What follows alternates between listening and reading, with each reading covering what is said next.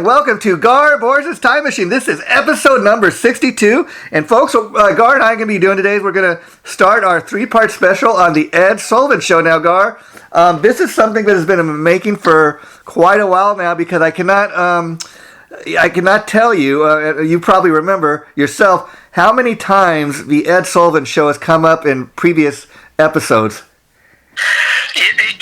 It's impossible to do the Time Machine without Yeah. him. You know, he was so huge. I mean, that the show went for over 20 years. In fact, I was reading it. I don't know if it still holds the record, but at one point it held the record for the longest running TV show. Yeah. I mean, it just seemed at the time that it was never end. You know what I mean? It just seemed like it would just keep going forever. Now, what's your experience with Ed Sullivan? Obviously, you're a fan and you've seen it, but I was curious.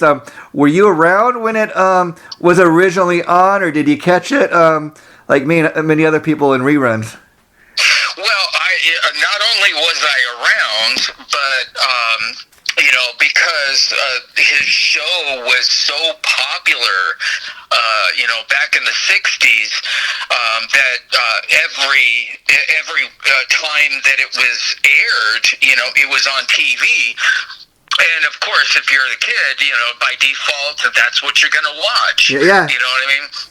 So, I mean, I watched so many episodes, you know, from the show that, and of course, you know, when you're a kid and it's like 1960, whatever, or 63 or 65 or whatever year it is, the last thing you're thinking about is like in the future, you know, that you would be reminiscing about this and everything and just kind of going on, you know. So at the time, that's the last thing that's going through my mind. But in truth, you know, I was literally catching iconic performances, you know, on his show, and I was watching, you know, pivotal moments in these people's careers, because he was known as basically, you know, all his acts were A-list. Yeah. In fact, you know, we should mention, Gar, here that the Ed Sullivan Show is really historical and noteworthy because at the time when you and many people were watching the show when it was originally airing on TV, these people that were coming on the Ed Sullivan Show to perform, they were what you would consider at the time future icons. They're now icons, you know, as we sit here in 2024 talking. But many of these people would appear on the show. This is like how they would get their start. They were up-and-coming stars at the time. But now when we look back, I mean, I was amazed to find out in doing the research for this that there's a huge Ed Sullivan Show YouTube channel. I mean, it's got not hundreds of performances, but it's got like thousands. I mean, it would take you forever to go through every single thing that is posted there. Yeah, they, you know, the group or company, or I'm not sure what you would call it, but that owns the rights to his show, you know, they did it right. Yeah. You know, they even show the early years of the show, when the show was, you know, brand new, where you know, they had not finely tuned the show in the early years. So when you watch those really super old episodes, they're different than what the show wound up developing into. Performances were longer. The talk that Ed Sullivan used to do between the acts was longer. And you know, so there were a lot of things that eventually over the years, you know, the producers would see and they go, oh, man, we got to change this, or we got, you know what I mean, we got to adjust that, you know what I mean? And eventually the show became, what it was, but, early in the early years, it was, I guess the best way you would call it was much more relaxed. Yeah, and I don't know if you got a chance to, but I sent you a couple clips last night, Gar, and one of them was a performance of Nancy Sinatra performing her song, "These Boots Were Made for Walking." Now, I'm going to rudely interrupt you. Sure.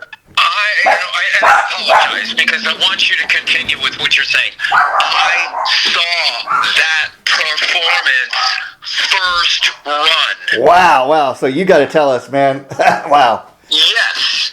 I watched that as a kid. Wow. When it was being broadcast for the first time on that show. That's how much I watched the Ed Sullivan Show as a child growing up. Yeah.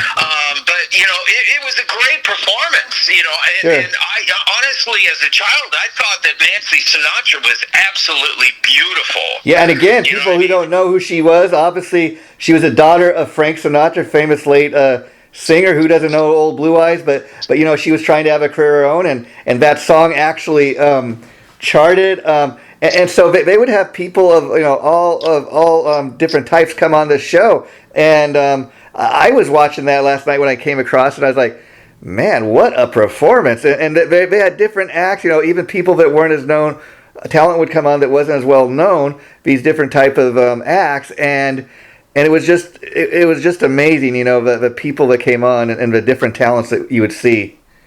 Well, the mixture.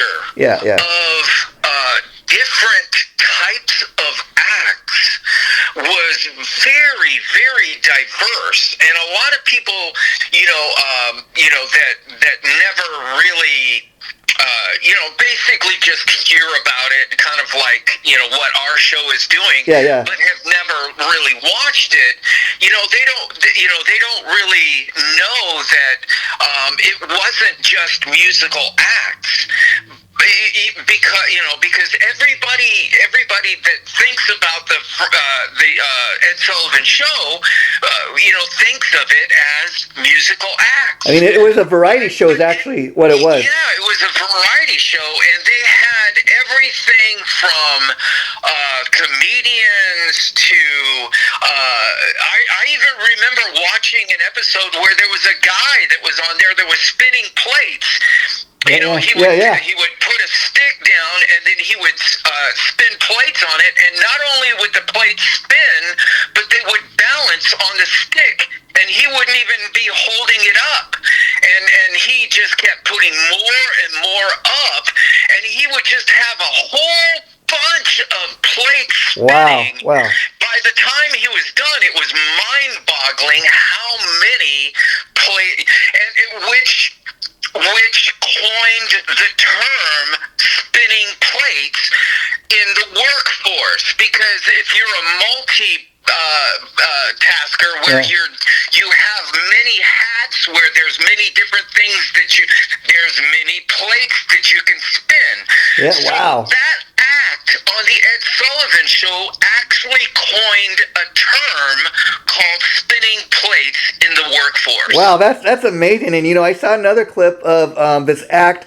They were like these three, I think, Korean sisters. They were called the Kim sisters. Nobody really famous, just got another one of these acts coming on. These three sisters came on, and they all were like singing and playing the banjo. And again, it's one of those things that you don't typically think that would be entertaining, but it was very entertaining. It was different. It was not something you would see every day on the TV, and that's what made it interesting.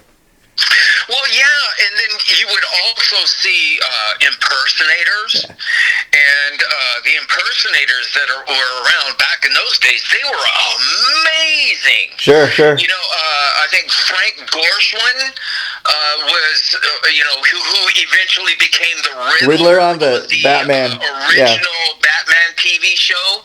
Frank Gorsman, before he became famous as an actor, was a famous impersonator. He could get on stage and he could talk and sound like other famous people. And, and I remember seeing his performance as an impersonator on the Ed Sullivan Show. So it was like so diverse. It wasn't just musical acts. It was like a hodgepodge. Well, yeah, another one I remember reading about was Flip Wilson got his start as a comedian actually on the Ed Sullivan Show. That's where I believe people first saw him for the very first time. Yes, in fact, that's where I saw him for the first time. Wow, Gar. And so as far as, who was Ed Sullivan? Ed Sullivan was an American TV host. He was a sports and entertainment reporter, as well as a syndicated columnist for the New York Daily News, Chicago Tribune, and the New York News Syndicate. Now, what's interesting, like a lot of these shows we've done in the past, a lot of these people, like, they got their start, reporting the news, working in a newspaper, moving on to the radio, and then people, and you got to remember, Ed Sullivan was one of those guys that had that voice, if you know what I mean. And so a lot of people first come to know him, broadcasting on the radio, and that's how he eventually gets discovered to do the TV show. Yep. Everybody has their start. Lucille Ball had her start on radio. So did Ed Sullivan.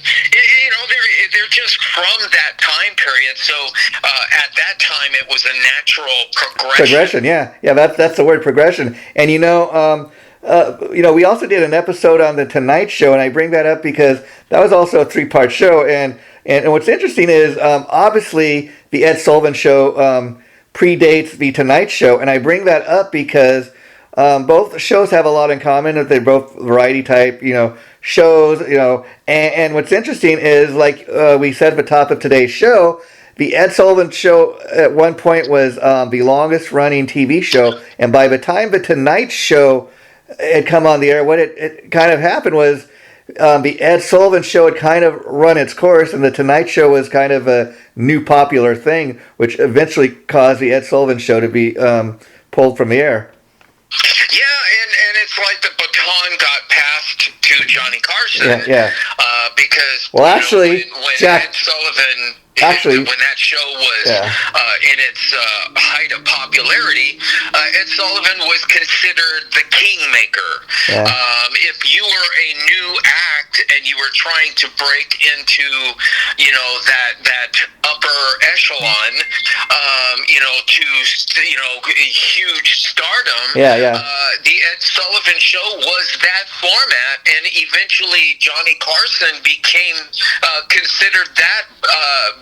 By comedians. Actually, Gar, I got to correct you there, because if you remember back from doing the Tonight Show special, actually the very first host on the Tonight Show was Steve Allen, and then when Steve Allen left, it was Jack Parr, and then of course Johnny Carson and Jay Leno. Yeah, I know, but it's just that when you think of the Tonight Show, that's who you think of. You really think of Johnny Carson. And well, I'm glad you brought up Johnny Carson, because I'll tell you why. Another thing they had in common, we talked about the Tonight Show when we did that episode. The Tonight Show went through all kind of crazy name changes, and eventually, like, people, by the time Johnny Carson was doing it, it was still technically the Tonight Show, but it obviously people just started calling it the Johnny Carson Show. And very much like what happened with Ed Sullivan, because the Ed Sullivan Show was originally titled Toast of the Town, but again, very much like what happened with Tonight Show, everybody started calling it the Ed Sullivan Show, so they rebranded it that. Exactly.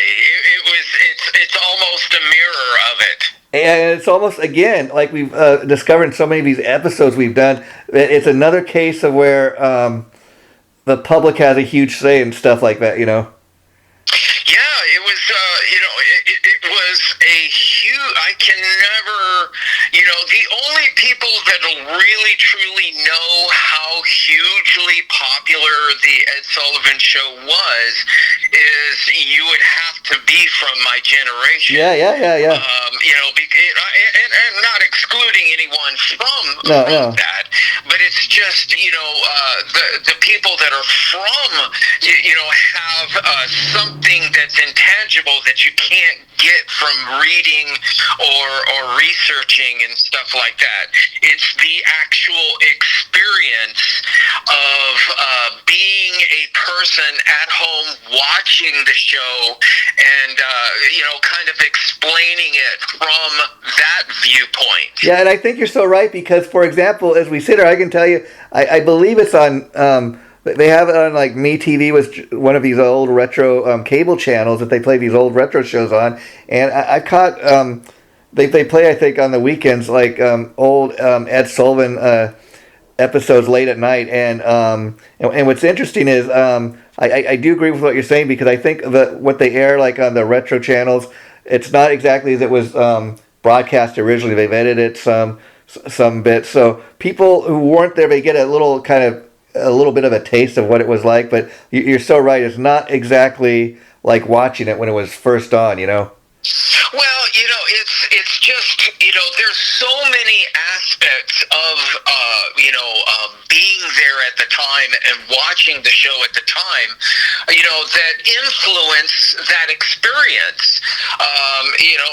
It's the social climate of the time. It's all of these other things. But, when you're watching the show, you're watching it from a lens, a lens of from when you are young, which that lens changes over the years. Oh, sure. Because how you perceive those things when you're young at the time back in the 60s is very different than how you perceive it now with the social climate the way it is and all of these other things. All of those things affect the experience, some ways in positive and some ways in negative, but they affect the experience, and that's kind of what I'm getting at. It's not saying one is better than the other or has more credibility than the other. It's just looking at it from those different lenses really changes, how you experience it, and experiencing it at that time through the eyes of a young child that's watching all of these like performances, and of course they're A-list, so all of these performances are the most stellar of the time period. So you're watching all of these performances, and you're just watching the best of the best. And as a child, I'm just soaking it in like a sponge. Yeah, and Gar, to further kind of drive that point home, I mean, you're so right. It's kind of how you experience it, and even how they package the show. I'll tell you one thing. I got kind of just dawned on me that the Ed Sullivan Show and our Time Machine show have in common is, like, in doing the research, I kind of discovered kind of what you're talking about in the fact that they got this great Ed Sullivan YouTube channel. I mean, I really urge people to go there because you will not believe like thousands and thousands of performances. But what they do is, which kind of makes sense to me, rather than airing, let's say, the entire 30-minute episode, because let's be honest, people don't go to YouTube and spend 30 minutes, most people don't, and watch a 30-minute episode. What they do is they will go and check out like a little bit of a performance. So like you go to Ed Sullivan YouTube channel, what you'll get is like you can check out the iconic performances by the Beatles, but it's not put together as a 30-minute clip. Like they had a little clip of him doing Twist and Shout, and then I Want to Hold Your Hand, so people can check out the different clips, if you know what I mean. And that's another way of kind of experiencing it. And now I think it's like the Time Machine show we do is I've even seen on Amazon where you can go and buy different DVDs of the Ed Sullivan shows, and they package it in a way that you never run out of stuff to watch. I can imagine that. Like we'll never run out of topics like you and I have discussed for this show. I mean, there's just so many things to do. When picking a topic for to do an episode of a Time Machine. Especially one, as as iconic as this one. Yeah, and I knew when the idea popped up and we were talking about doing this, immediately when the idea popped up, I knew that, this is an absolute must, and it's too large to do in one episode. Yeah, that's why I got to tell. Yeah, that's why I got to tell people, because first of all, like oftentimes we will record these shows, and just having conversations with whatever the topic of the day is, stuff like the Ed Sullivan Show will pop up, and we're like, and then it's funny because that particular show has come up in more than one episode. So that told me eventually, okay, we got to do an episode. And then, like you said, the fact that it's the longest running TV show in TV history at one point, I do not think it would be fair to just do one episode, because there's no way you could kind of, make the point of how iconic of a show that was in one episode. Yeah. It was just too huge and too large of a body of work. Yeah. And the funny thing is when I was a kid, I never realized it at the time. Yeah. But whenever he would start the show, he would always say that they had a really big shoe. Yeah. And it sounded like he would pronounce show, but it would be pronounced SHEW. Wow. Shoe. Yeah. Like almost like he's saying like your shoe. Yeah. And it always every single time he said it, it always what in the world is he talking? I have in my entire life, I have never ever heard anyone else refer to the word show as shoe. Yeah, that became his staple. It became a hook. Yeah. It really became a hook, because I'm not the only one that was at home that was tripping on how he's saying the word show. I think everybody else that was at home was having and it was working kind of like a hook in a song, the catchy part of a song that you always repeat those words. It had his saying that the show that way had a hook effect on the audience. Sure, and now Gar, to get back to a little more little info on who Ed Sullivan was.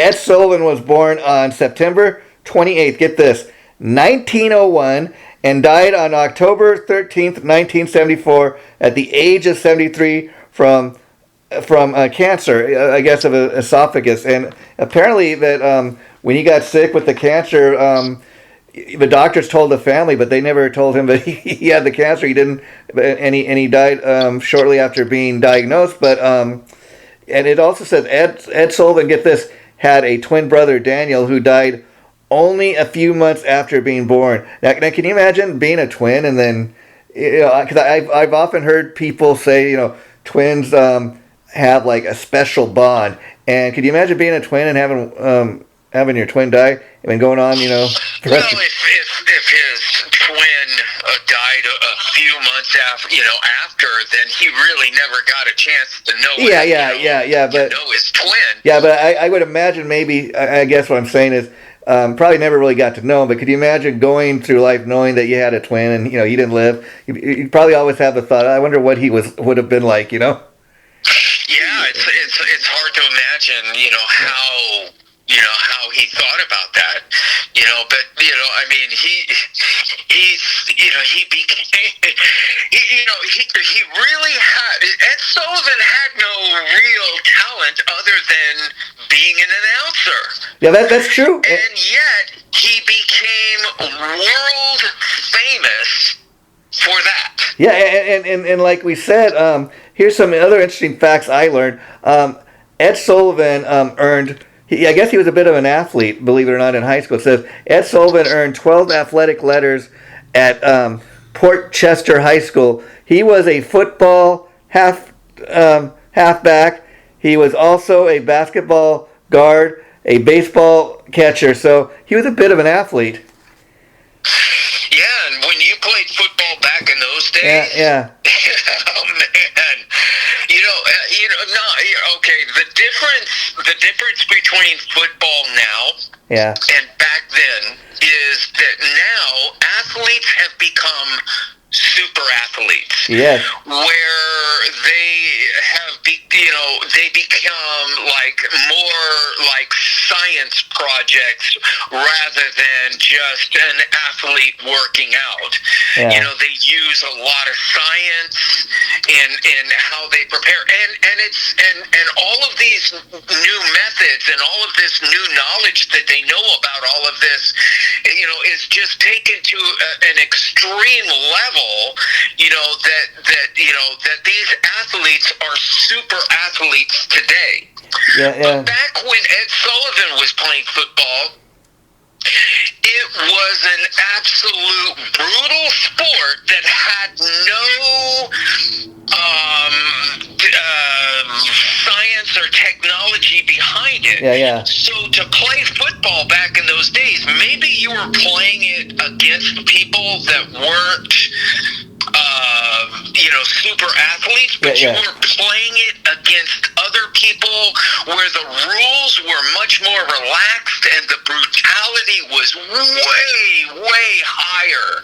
Yeah, and so again, I bring up the fact that he was a bit of an athlete in high school because obviously he had the interest in sports, and so you could see the connection from being an athlete to becoming a sportscaster. And it said Ed Sullivan landed his first job at the Portchester Daily Item, a local New York newspaper where he had written sports news while still in high school. In 1919, Ed Sullivan landed a job at another local newspaper of Hartford, but only 1 week after landing this job, the paper folded and Sullivan was once again in search of a job. It's everybody has their story before they became famous. And usually that story is a struggle because to achieve that kind of notoriety, you have to go through a lot of humbling experiences. That's like everybody in life. And it says he next worked at the New York Evening Mail as a sports reporter. In 1927, Ed Sullivan joined the New York Evening Graphic, first as a sports writer and then as a sports editor. So when he's getting his start, he starts working at these newspapers as a sports reporter. He eventually moves up to the sports editor, which is where you're kind of in charge of deciding what is going to get placed, and you probably look at other reporters and what they're reporting, and you edit their pieces, and so he's got a little more responsibility at that point. It's all part of his resume development into what he wound up becoming. Yeah, so true, and it's interesting to see the kind of the progression of his career, because in case you're wondering, next in 1929, while still at the New York Evening Graphics, Ed Sullivan was promoted to the Graphics Broadway columnist. He then next went to New York's biggest tabloid newspaper, the New York Daily News, where he had a column, Little Old New York, where he focused on Broadway shows and gossip. And then in 1933, Ed Sullivan also began to deliver show business news on the radio. So again, just to look at the progression here, he goes from being a sports reporter at various local newspapers throughout New York, and then he he eventually gets a column where he goes from being reporting the sports news to reporting on the Broadway plays and show business, and that's kind of where his career would kind of take off after that. I'm sure eventually the progression leads to him doing things on the radio and eventually developing into what he became on the radio. Oh, Gar Borras, it's almost like you and I talked last night, but like people should know that we don't really get together until the day of a show. But so next episode in 1933, also Ed Sullivan wrote and starred in the movie Mr. Broadway, in which Ed Sullivan guided the audience around New York night spots to meet entertainers and celebrities. And so again, once he gets on the radio, he gets to a point where he also actually writes and stars in a movie. It's trippy, for people to think back, because everybody only knows him as the Ed Sullivan Show, but there's this whole iceberg that's under the water. Yeah, before, that people don't know about, as he was working his way up. And that's what I love about doing these episodes, because you find out so much more than what you already know about the person. And so it said, in 1948, Ed Sullivan became host of the Summer Silver Theater, a program on CBS Radio, a variety show. The radio show featured Will Bradley as the show's band leader, and he would have a featured guest star each week. So again, that's kind of on the radio where people are hearing him for the first time. Yeah, it's very, very interesting. My memories of the Ed Sullivan Show was pretty much all black and white. Yeah. I think that I kind of faded away from the Ed Sullivan Show. Around the time that it was the transition from black and white to color, but my memories are all of black and white. That's interesting, because I do know there were some colorized versions, and like we've talked in past episodes, that was a big thing back in the day. Is television was making the transition from black and white to color. Because I wasn't there, but I like just even watching old reruns, let's say, of Bewitched. It started out in black and white, and I know they went back and colorized all the versions, but later on. But going from seeing something in black and white, all of a sudden it's like, oh wait, you can actually see the color. That's quite a transition, and I know it was such a huge deal back in the day. Because even like watching old retro TV shows, I see every once often. It was such a big deal back in the day. They would have, now being filmed in Technicolor. They would post that because it was such a big deal. Yeah, but it was at the time. I remember that just like all of the other times in history when there was the old version of something, and then there would be the new version that would take over. Yeah. But it was just that same type of reaction that the public was having at that time of black and white versus color, because there was a segment of society that wanted, color is a fad, just like what people were saying about the internet. Oh, color is a fad, it's probably not going to last, and blah, blah, blah. Black and white is better. Well, that was truly going on at that time. There were the people that were the anti-change, and then there were the people that were, pro-change. Yeah, and I think... You know what I mean? Yeah. And you see that all through society over the years whenever society is faced with the old version versus the new version, and the new version being better. Yeah, I think coming from that time, that's why you kind of have that feeling. You shared with us in many past episodes, for example, when we did an episode, I remember like on the original Frankenstein movie, Young Frankenstein. I mean, there was even that controversy back, I think it was 1974 when Young Frankenstein was made, and Mel Brooks made a point that no, it's going to be black and white. And the studio says, "Oh, we want a color," and he was so adamant that it would be a black and white film that he would not give a film to the studio. Like, I'm going to hold on to this till it's ready to be released. And like you said, like you told me so many times, oh, Jason, I just love those old black and white films. Again, I think it's because that's the time. That's the time that you come from, Well, it's yes, and it happens when you wind up growing up in that. Yeah. And that becomes, ingrained in what you consider, this is just every day. This is just the way it is, Yeah. blah, blah, blah. But then in the future, when you look back at it now, you look back at it, with warm feelings because it represents a time period in your life. You're past that time period now, and you're reflecting on that time period. Sure. And black and white has that effect on memories when you're experiencing things or being nostalgic or reminiscing and all that kind of stuff. When you grew up in it and it was all part of your life and it was all the norm, when you look back, back at it with warmth and memories. Yeah, I mean, I'll tell you, something, Gar, in the very near future, I think we're going to have to do an episode on is something like the Newlywed Game. I'm talking about the original Newlywed Game with Bob Eubanks. I mean, I remember back I was watching that show as a kid when I got home from school. I watched that show because it was such a... the Newlywed and the Dating Game. I get those two mixed up. Well, the Dating Game had... They were both going on at the same time.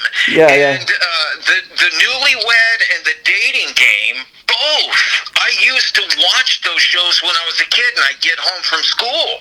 Yeah, and I bring up, in talking all this nostalgia, I bring up the Newlywed Game with Bob Eubanks because I remember as a child watching that, and it was considered racy back in the day because...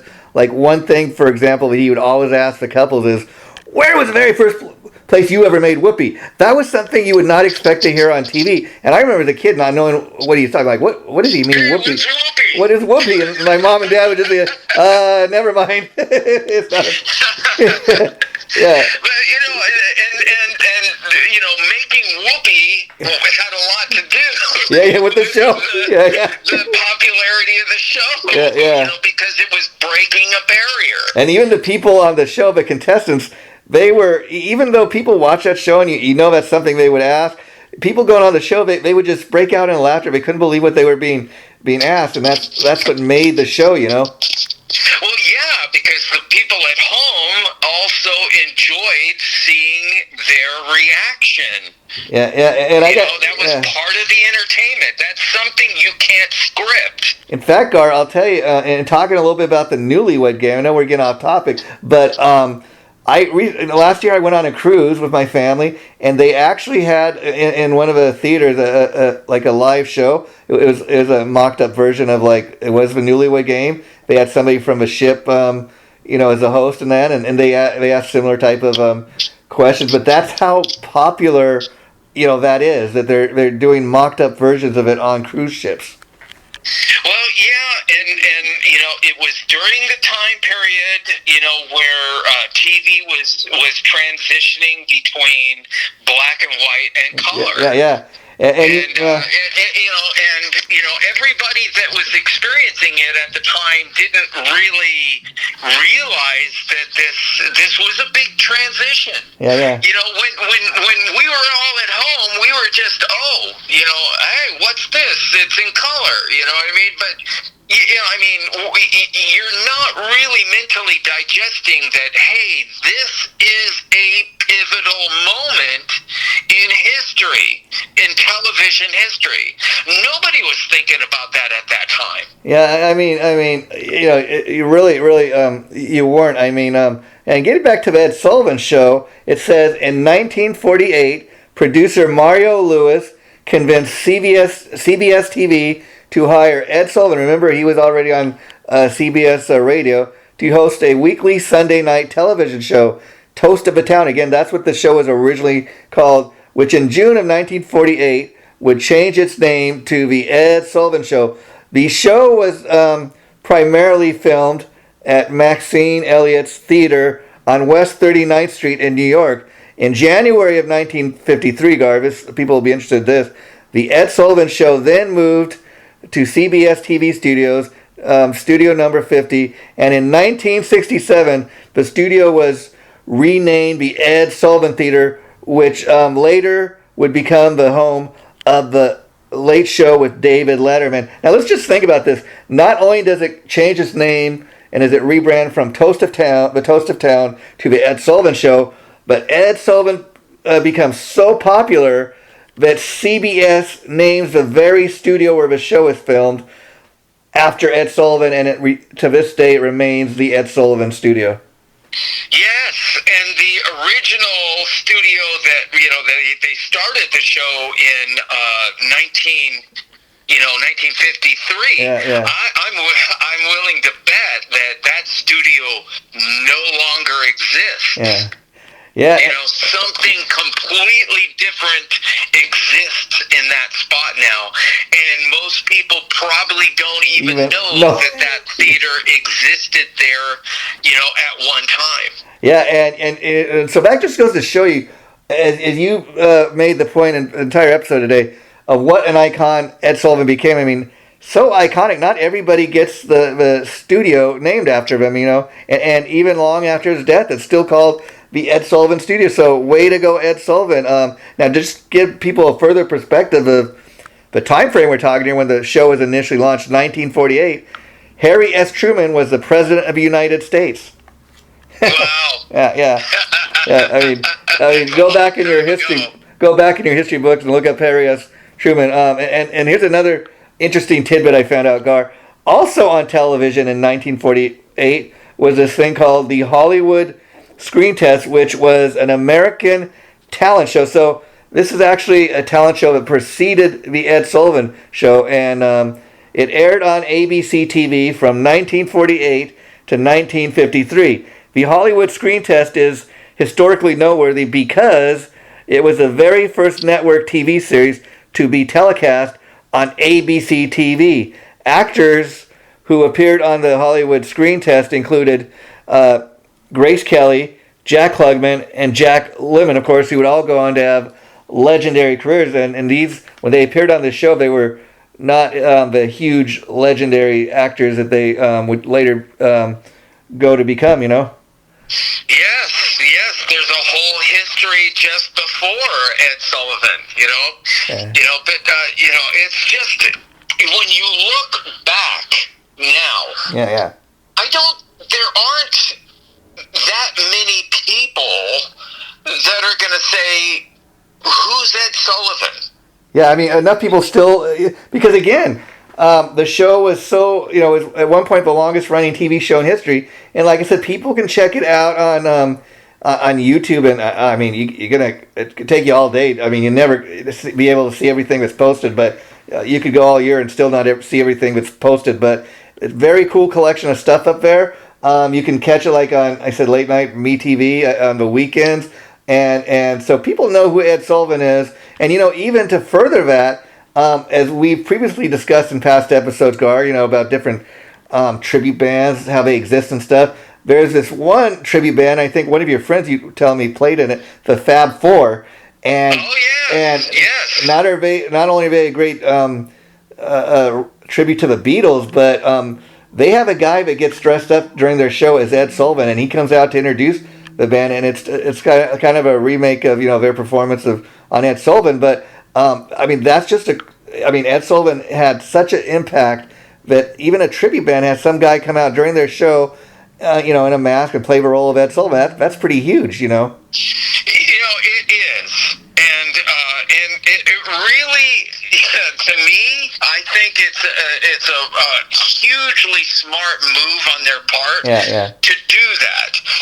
Because the Beatles will forever be tied to Ed Sullivan, and vice versa. Ed Sullivan will also always be tied to the Beatles. I am so excited about the next episode because the next episode is going to be about the guests. Yeah, you mean both. The actual artists that performed on the show. And, I know that the catalog of iconic people is so large that it's going to be so hard to fit all of that in one episode. Well, but what does that tell you? Yeah, sure. That tells you that the next episode we're going to do is going to be really exciting, because it's really going to go through an absolute list. And because I was a child at home watching these performances while they were being broadcast for the first time on the show, I'll be able to bring, what it felt like. Yeah. And, for the people at home watching, these performances. Yeah, and Gar, what I want to do too in the next episode is we're gonna have create a top 10 list of what we feel, or maybe not really top 10. Where I want you to pick 5 performances, and I'm going to pick 5, and we'll kind of create a top 10 list. And again, it's like, to say a top 10 list, that is so impossible, because once we get done with that, it's like I'm still going to have the feeling like, you know what? There's so many other great episodes that the time is limited in the episode that you just cannot even include it. In fact, I think we're going to have to revisit the Ed Sullivan Show in future episodes, like coming up with future lists, because that is another thing that we could just go on and on about. The Ed Sullivan. Yes. Yeah. Yes, it's really mind-boggling how many iconic performances are tied into that show. Yeah. It's really mind-boggling, and for people that are not from the generation that haven't experienced it and everything,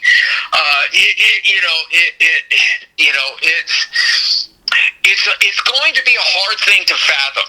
Sure. Because you didn't really experience it, when it was actually happening.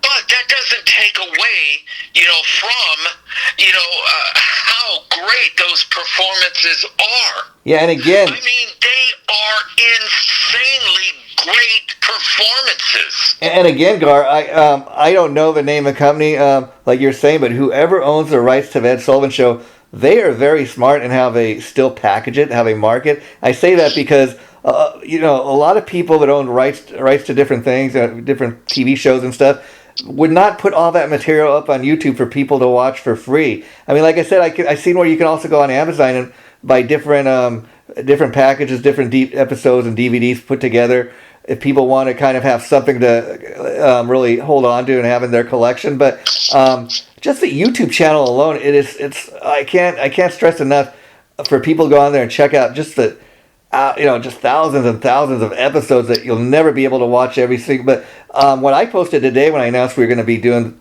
this episode was I also posted a clip of the Beatles when they were on there, because that is one of the most iconic performances from the Ed Sullivan Show. You always hear people talking about when the Beatles were on the Ed Sullivan Show. Never will forget that. And I posted a clip of them performing Twist and Shout. And this is when the Beatles were first coming over here. They had their little mop tops. They didn't have any long hair. Nobody had any beards or anything. And so when they were very young. Okay, I'm going to be rude again. Go ahead. You off. Go ahead. Back in the early 60s, that was considered long hair. Yeah. Okay.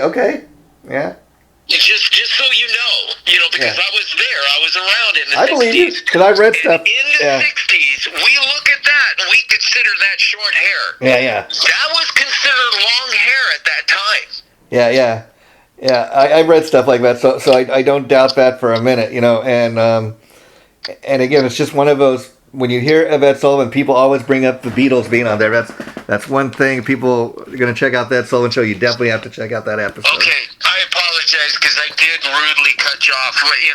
If you wanted to continue what you were saying. No, you made the point. And I think it wasn't rude, because again, you were there, so you can kind of give us that reference point. Yeah. Well, here's another thing about the show. At the time, it never dawned on me or anything. I was just mentally digesting the show at the time. Sure. But in looking back now, when a lot of these iconic performances were going on in the 50s and the 60s on the Ed Sullivan Show. And what I mean are rock and roll acts. Rock and roll encompasses Elvis Presley, and Buddy Holly, and going all the way into the 60s, all the way into the 60s bands like the Doors and the Byrds and Bob Dylan's and all of that stuff. Yeah. During that time, when rock and roll acts were appearing on his show, there was a lot of rifts between the acts, the performers, and these were performers that were performing on his show for the first time. Yeah. But there were it was a very common occurrence that there would be rifts between Ed Sullivan and these rock and roll acts. Yeah, and it created where I would put it in akin to the same type of problems that parents were happening with their children at the same time, because parents were trying to keep their kids down and forcing rules and all of this stuff, and the young generation was like going, hey man, a lot of this stuff doesn't make sense. A lot of this stuff is BS. Yeah. And we're not going to do it. And they revolted and they rejected it, and it became rifts between the children and their parents, and that was commonplace at that time. Wow. During that same time. Well, those same type of rifts were happening between Ed Sullivan and these rock and roll acts, because it was the same type of rebellion that the rock and roll acts were doing, which were actually just being cheered on by all the young fans at the time. Yeah, I mean, and we're going to get into this specifically in the next episode, because it's one thing I want to specifically talk about, but the Doors appearing on Ed Sullivan, that was quite a controversial episode, and we're going to... I didn't want to really talk about specific No. ones. No. Yeah. Because that would be for the next episode. Yeah. I did want to bring up that aspect of the show, because that is just like what we're doing, kind of giving everybody a little bit of the taste. The show first. Yeah. I just wanted to, I felt that also belonged in the background of the show. Oh, for sure. And we're kind of getting ready to wrap up today's episode. Before we do, though, Gar, just to stress a few more things. It was a variety show, and I say that because, again, I was amazed at the different types of acts that went on there. I mean, I found a great clip, I think I seen it last night too, of when the Jackson 5 on the Ed Sullivan Show. Michael Jackson was just a little boy. Very, very different looking, very... But man, that was when they first were coming out, and it's like... And it's interesting watching the Jackson 5, watching the Beatles clips. You could just feel the energy of a live performance.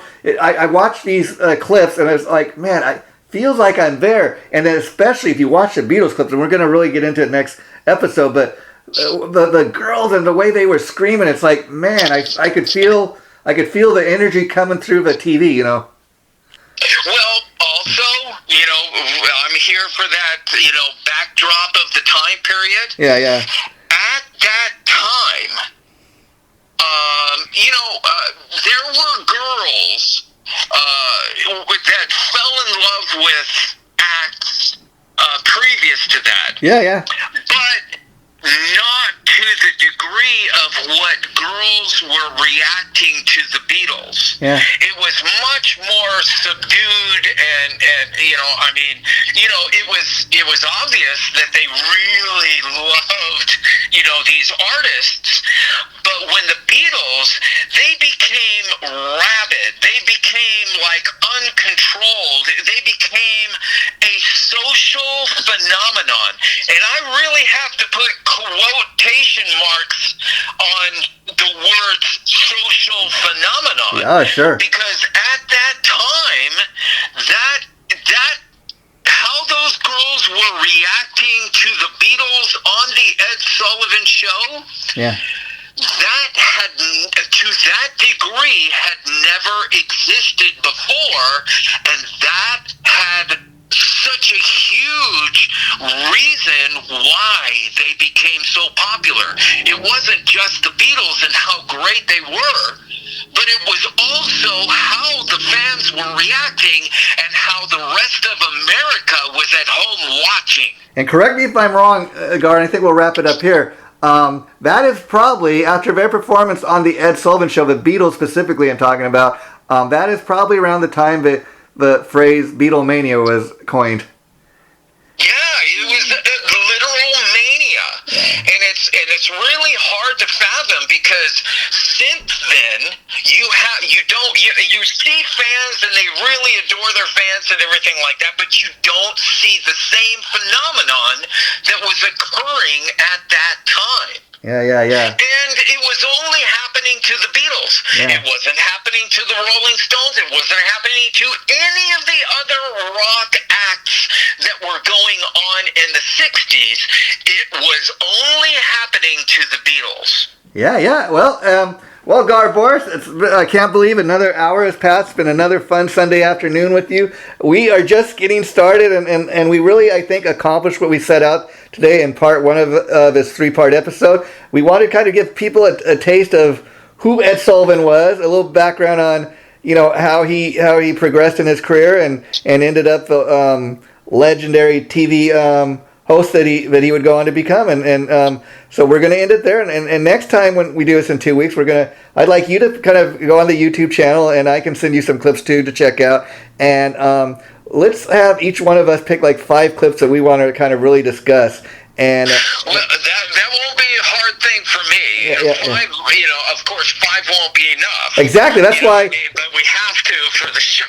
Yeah. For the time allotted for the show. But I will say, Gar, virtually every act that you have mentioned so far, I've watched on that show when it was aired for the first time.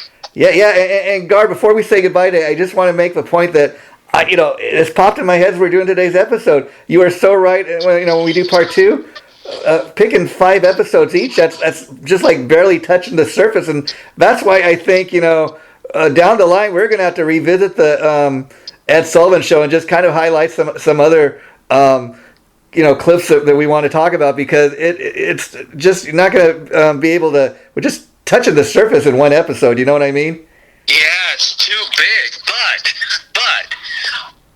everybody needs to tune into the next episode because it is going to be a doozy. And Gar, what I'm interested to see in part 2, I'm interested to see 2 things. If you and I have any of the same, if we pick any of the same performances that are on our list, and how many are the same? There's always a possibility of that. How many are the same and how many are different? You know what I mean? Well, mine, are really going to be, is self-explanatory when I deliver them on the next episode. Well, we'll just say stay tuned, folks. This has been another exciting episode of the Gar Borras' Time Machine. Gar, thanks for doing this. You have a great rest of your day, okay? Jason, you rock, and anybody that's listening to this show, you rock too. Well, I just must say, though, on that note, don't forget, folks, that Gar Borras is the rock star of everybody's favorite pop culture playground, and that's a phrase he coined. It's so funny because when I coined it at the time, I didn't even think of it as coining a phrase. You were the one that recognized it. Oh my God, we got to call the show that. Yeah. It's got to be the catchphrase. Yeah. That's another thing I love about the show. Things like that just organically happen, and that's what makes it so great. Now, Gar Borras, take care, my friend, and we'll this will be going up next Saturday, and then we'll do it again 2 weeks from now. Fan-freaking-tastic, brother. Bye-bye, brother.